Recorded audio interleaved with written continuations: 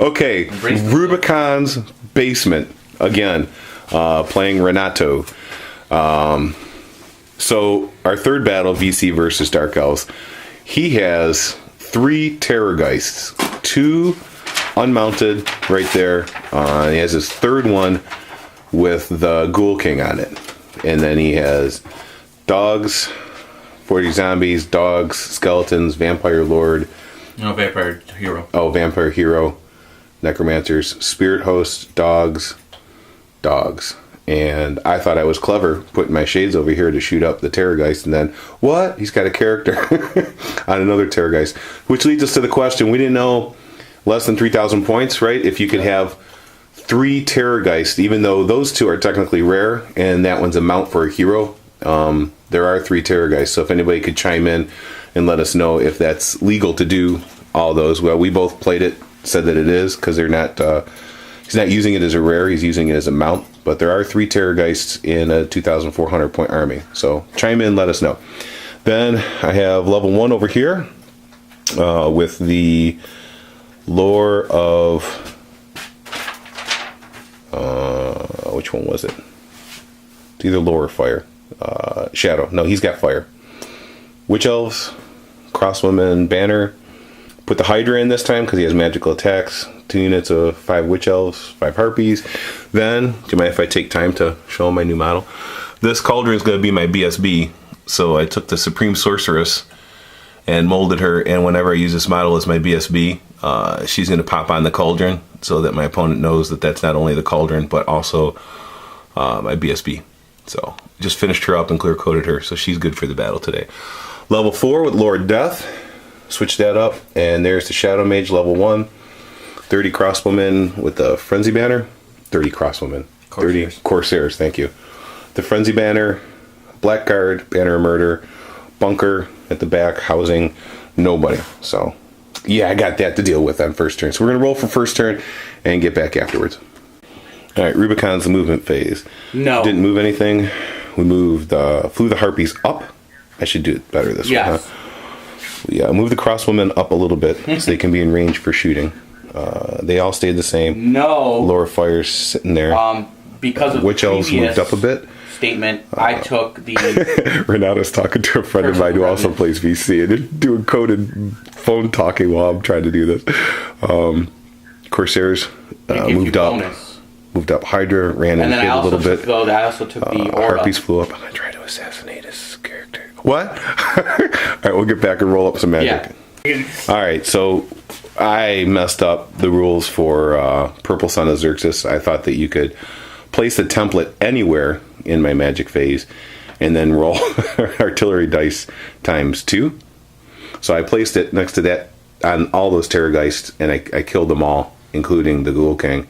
And then we went back and read that Magical Vortex is placed in front of the caster and then sent out from her. So we just moved everything back. That affected my movement phase. So because we geeked that roll, I geeked that roll. Renato found it. So I moved the Hydra over there, brought the Mage up, Fire Mage up, moved Death Mage up to there, kept Shadow Mage back. Pretty much the same movement. We'll see what we can do now. Bye. Okay, so magic phase, we had Power of Darkness, got me some dice. We Purple Sunned it again on a 19, but he scrolled it. Yeah, he tried to turn me in this Toad with the Silver Seal or whatever. That's on a 5 plus. And now we're going to Dark Elf shooting. Bye. Yeah. Alright, so on Dark Elf shooting phase, we moved up with those. We shot 1 Terrorgeist. The Shades at long range shot twice, did some wounds. Those Shades pumped up the same Terrorgeist and wound up taking it off just barely. 6 wounds total in the shooting phase. Going to Renato's turn 1. We'll get back. Alright, I skipped Renato's movement phase because I was in horror. This Terrorgeist moved up and is going to probably scream at the Hydra. That Terrorgeist with the Ghoul King moved up and is probably going to scream at my magic user. Then in magic, Renato, we forgot to film that, I apologize. We rolled up a bunch of dice. Ultimately what happened is he got more zombies. So he's adding like 10 or so to that unit after 2 castings, and a bunch to About that. the same, yeah. So moving magic, and we'll get back with Ronaldo's shooting, which is hold on Hydra, hold on Mage. We'll get back. Okay, so after shooting, this is a question for you fellas out there. We think we know the answer. We think we did it right, but the Ghoul King is on the Terrorgeist. The Terrorgeist shot at the Mage with his screaming attack, killed it, and then after he killed it, the Ghoul King then screamed at the Witch Elves. And we kind of both feel that was the right thing to do, but I'm not sure if you declare a unit with that whole model and you scream at it, or if we did it right, if you can split one than the other. Let us know. Anyways, the other Terrorgeist screamed at the Hydra and turned out okay. We took 2 wounds and regenerated them both. So gobble gobble. We'll see you after Dark Elf turn 1. 2. Turn 2. So in movement phase, we charged Hydra in there, and we also charged the crossbow unit in there. We shimmy-shammied over here, reformed the Blackguard, brought the bunker up, moved the Corsairs back, made the charge with the Hydras, made the charge with the Harpies, made the charge with the Harpies. Those guys turned out, we called a buddy, and Terrorgeist and the character riding have to shoot at the same model, so we put back 4 of the Witch Elves, and they're going to be okay. They're going there. Reform them, and reform there. And we'll get back to you after Magic. In Magic phase, the only thing that got through was the Miasma. We did the big one, Miasma, on that Terrorgeist, And feedback scrolled, yeah. everything is reduced by 1, and then he feedback scrolled my level 1 Shadow Mage, and she popped, she's dead. So, that's where we're at. So we'll get back after Magic, after shooting. Yes, you just did crossbow and crossbow. Crossbow wound up doing 3 wounds to the Terrorgeist and a couple hits on the Geist Ghoul King, but nothing happened. Magic, shooting, and now we're in a hand-to-hand. We'll let you know how that pans out. And those deliciousness. We'll get back. Okay, so we're going to video... we didn't finish all the hand-to-hand yet, but let's see what happened. Harpies went in and executed that magic user, Necromancer. Witch Elves eradicated the dogs, overran, and got to fight in that combat and killed that with Necromancer. And despite all the attacks from the Harpies, they only put 1 wound on that Necromancer. But we lost combat by 1, and the Harpies and the Witch Elves stayed. So the Harpies are no longer frenzied, by the way, because they lost combat. Harpies are never frenzied. Sure. Witch Elves. Witch Elves, that's right. That's right. Witch Elves are no longer frenzied. What would I do without Renata? And then we have to still do these ones. We'll get back.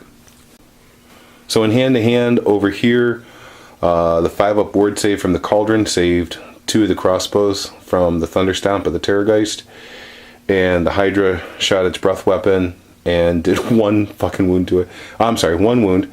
And just combat reformed, so he's going to kill one of these 2 units next turn. And it's Renato's, second turn? Yeah. We'll get back. Alright, changing, Renato's turn on the charges. He charged the Ghoul King and the Terrorgeist into the Hydra. I also caused terror, so I stayed.